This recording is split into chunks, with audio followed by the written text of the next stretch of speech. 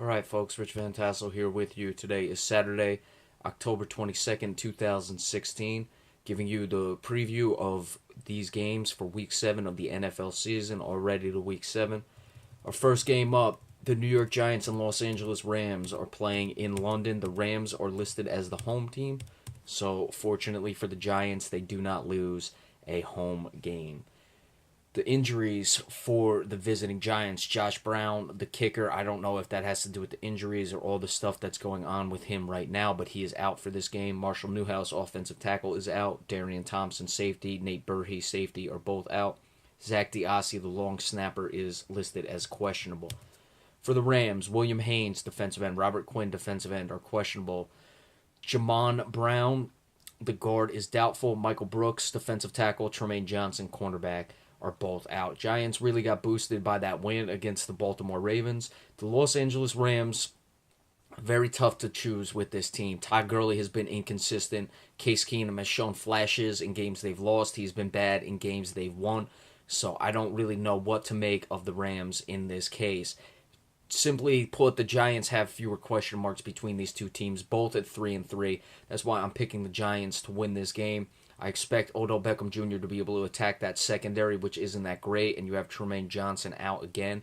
So look for Beckham to have another big game, as he just did last week against the Baltimore Ravens. Giants come away with a pretty easy victory, 31-20.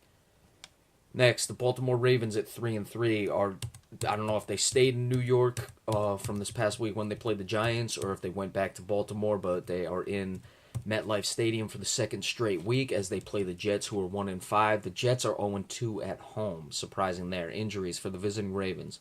Marshall Yanda, guard, doubtful. Gerard Powers, cornerback. Jimmy Smith, cornerback. Ronnie Staley, offensive tackle, are all questionable. Kendrick Lewis, the safety, is on injury reserve. For the New York Jets, Muhammad Wilkerson, defensive end. Ryan Clady, offensive tackle. Nick Mangold, center, are all questionable. Brandon Bowman, the tight end, and Brent Covell, offensive lineman, are listed as out. You have two teams that are on skids basically as of right now. The Jets, what have they lost? 4 straight games.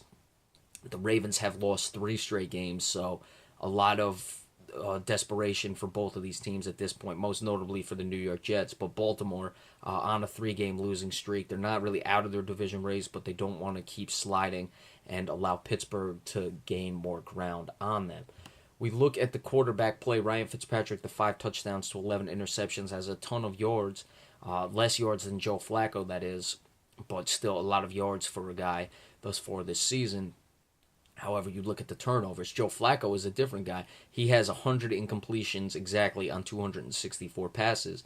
Almost has 1,600 yards, but only 5 touchdowns to 4 interceptions. So it's very interesting with the quarterback play in this one. You have 2 guys who are really throwing the ball a lot, but it's not necessarily paying off. For Joe Flacco, you'd expect more touchdowns and fewer incompletions. And for Ryan Fitzpatrick, you would hope to see fewer interceptions in this game. Matt Forte is not really running the ball well. He's well under 4 yards per carry. Not even at, or just at 3.5, almost exactly, has 3 touchdowns. Baltimore is not running the ball much better either, but Terrence West does have a good yards per carry average. But we saw him get shut down against the Giants last week, and Baltimore is not necessarily consistent in their running game. Tough game to pick with this one. I don't think the Jets are going to lose 5 straight games for whatever reason. If there's a chance to break the skid that they're currently on, it would have to be in this game against the Baltimore Ravens, who are also sliding. So I'm taking the Jets, probably against my better judgment, to win a game 24-21, relatively close. But both these offenses are in a bad way as of right now. And that's why I just see the Jets not losing 5 straight games, coming away with a much-needed victory for them in this game. The New Orleans Saints at 2-3. They travel to Kansas City to play the Chiefs, who are 3-2. The injuries for the visiting Saints: Donnell Ellerbe, linebacker; Sterling Moore, cornerback; Andres Pete, offensive tackle, are all out. Terran Armstead, offensive tackle; Paul Kruger, defensive end, are questionable. For the Kansas City Chiefs, Justin Houston, linebacker, is out. Alan Bailey, defensive lineman; Justin March Lillard, linebacker, on injury reserve; Jamal Charles, running back; Philip Gaines, defensive back, are questionable. Immediately, I'd look at the passing attack of the New Orleans Saints. You look at Drew Brees, almost 1,800 yards. Only 75 incompletions. He's playing very well. 14 touchdowns to 4 interceptions. So he'll be looking to attack. against a Marcus Peters, who is a sensational cornerback for the Kansas City Chiefs. Brandon Crooks is really stepping up his game as far as the receiving core for the New Orleans Saints. Let's see if Marcus Peters covers him most of the game. Peters, as good as he is, and it's not really an indictment on Marcus Peters at all. It's just the bigger physical corners. I wonder how they can play against speed guys like Brandon Crooks. But Brandon Crooks is a pretty big guy to begin with. So you have a situation where Marcus Peters should be able to handle that situation. Crooks. Oh, no, excuse me, Crooks. I'm thinking of someone else. Crooks is only 5'10", so yeah, you're looking at a much more speed guy. But Marcus Peters, I don't see him struggling with many cornerbacks in this league. The Saints quietly are keeping themselves at least competitive this year. I figured they would have fallen out. They scored a ton of points against the Panthers last week. I expect them to score a little bit against Kansas City, which could cause an issue for them. The Chiefs, that is, having to keep up with the Saints, but I think they can do it enough. And Marcus Peters gets an interception in this game. I like 31-28 in favor of the Kansas City Chiefs. The Indianapolis Colts at 2-4, traveling to Tennessee to play the Titans. The Colts are 0-3 on the road. The Titans are 1-2 at home. Injuries for the visiting Colts: Zach Kerr, nose tackle; Jack Mohart, offensive tackle; Henry Anderson, defensive tackle; Kurt Magott, linebacker, are all out. Darius Butler, the cornerback, and their best cornerback, is listed as questionable. For Tennessee, only one listed. It's Kevin Dodd, the linebacker. Now, Indianapolis is struggling as well. Tennessee at 500, certainly in it in that weak AFC South division. Marcus Mariota had a good game last year. He's limiting his turnovers for the most part. He's still having those games where he struggles, as we talked about when we did the game picks last week. Sometimes you'll see the game where he goes, 12 for 27 or what it is, has no touchdowns, 2 interceptions. But altogether, thus far, he only has, 72 incompletions on less than 200 passes. So that's very good in that regard. So for the most part, Mariota's coming along, and I got to give him some more credit. But he does have 6 interceptions to only 10 touchdowns. Where Tennessee has really been impressive is DeMarco Murray, well above 4.5 yards per carry. Or actually just right at 4.5 yards per carry. 4 touchdowns thus far this season. He's really come along well, and Tennessee has found something in that ground game. This is a big game for the Tennessee Titans. Indianapolis is struggling. They're reeling. You can really, put them down and certainly solidify yourself in that division. If you're Tennessee, you're playing a home game. You got your first home win last week. So it's certainly a situation for the Tennessee Titans where you're going to wonder what this team has and how competitive they can be thus far this year. Indianapolis, how many games are they going to lose, though? How long is this skid going to continue? So I have to pick the Colts in this one. Tennessee, I don't think, is quite at that level where they can beat a team that is not playing well, don't get me wrong, in the Indianapolis Colts, but certainly has their certainly has their players who can make things happen, and do have Andrew Luck, who only has 4 interceptions this year.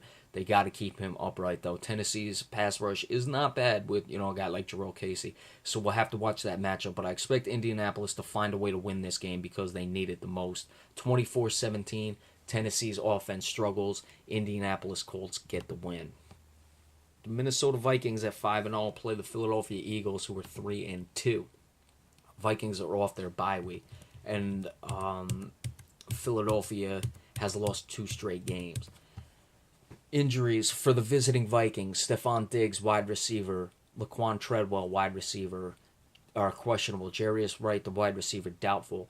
McCole Pruitt, tight end; Sharif Floyd, defensive tackle, are out. For the Philadelphia Eagles, Ron Brooks, cornerback; Michael Kendricks, linebacker; Benny Logan, defensive tackle; and Leotis McKelvin, cornerback, are all listed as questionable. Philadelphia, are they starting to come back to earth a little bit? Certainly that can be looked at in this game. You look at the quarterback play, both of the guys have had their bye weeks, so the numbers are comparable in that regard. Sam Bradford, only 125 passes, 990 yards to 6 touchdowns. Now remember, Bradford did not play week 1, however. Carson Wentz, 102 of 157, just under 1,200 yards, 7 touchdowns to 1 interception. So he's limiting his turnovers, but I think things are starting to get figured out a bit for the Philadelphia Eagles on the offensive side of the ball, and their lack of talent elsewhere is affecting them, most notably in the running game. Ryan Matthews, 53 carries, 206 yards. That's a little less than 4 yards per carry, 3 touchdowns.